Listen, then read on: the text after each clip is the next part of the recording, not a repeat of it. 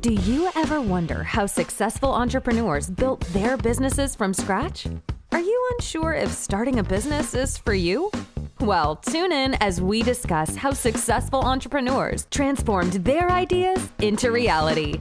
Welcome back to From Zero to Revenue with your host, Chris Yap. I think it splits into, this is kind of interesting, is when we look at deals and sometimes, how did you decide so quickly you couldn't do it? I mean, sometimes it's very easy. So it's about a third. And a third of them it's a bad fit. The entrepreneur's a bad fit. The idea is a bad fit. The actual technology is not something that is core thesis for us. So those ones are, they just don't fit with what we do. Another third is usually comes in that the entrepreneur or the group sort of underestimates or has misinterpreted sort of where they are in their cycle of development. So they may be doing a $10 million raise, but they have no revenue.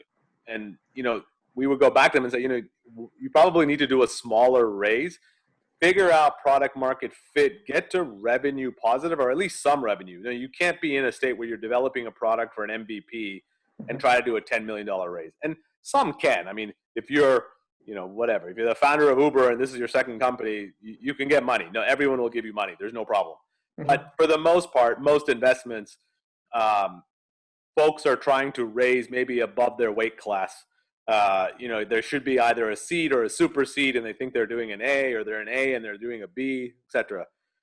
So that would be the second set. And then the third set is just there's something about the deal that we just can't touch it. Whether we have strict limitations in our LP agreements. For example, we don't invest in cannabis. So it'll just be some business that we have strict limitations on that we can't invest in. We have some of our LPs are from Canada, so we have some Canadian requirements. So just things that are around more structural issues rather than whether the entrepreneur is good, bad, or not, whether or not the appropriate phase of funding. It's just there's some contractual restrictions that we have as a fund.